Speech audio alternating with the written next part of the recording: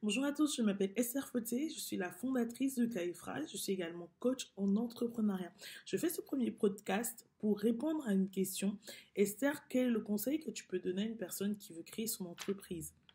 Donc, ce que j'ai tendance à dire aux personnes que je coach, c'est pourquoi est-ce que tu veux créer cette entreprise? Quel est ton projet? Quelle est la vision que tu as dans ton projet? Pour qui est ce projet? Comment est-ce que tu veux le mettre en place? Par quel moyen tu veux le mettre en place? Quelles sont les ressources que tu as à ta disposition et qu'est-ce qui te manque? Il faut savoir que avoir une idée et implémenter l'idée sont deux choses complètement différentes. Est-ce qu'il y a un marché? Si oui, quelles sont les habitudes de consommation des membres, des clients de ce marché-là? Et avant tout, la question à se poser, c'est qui est votre clientèle?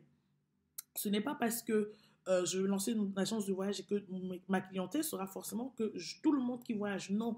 Parmi les voyageurs, il y a voyageurs et voyageurs. Il y a ceux qui voyagent toutes les semaines. Il y a ceux qui voyagent une fois par an.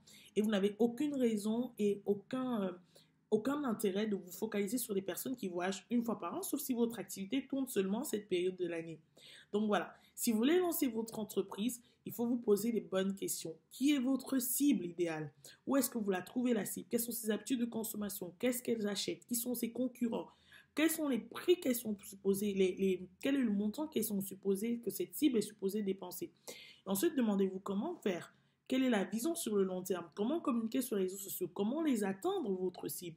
Autant de questions qui nécessitent, je pense que vous avez compris, une étude de marché avant de pouvoir lancer. Et un dernier conseil, ce n'est pas parce que vous allez arriver sur le marché en vendant moins cher que votre produit va forcément s'écouler. Moins cher peut être synonyme de mauvaise qualité. Donc faites attention, quel que soit votre choix de positionnement sur le marché, à partir du moment où vous l'expliquez et vous le justifiez auprès de votre cible, il sera réceptif sur le marché. Donc je vous dis à très très bientôt pour un prochain podcast. Bye bye.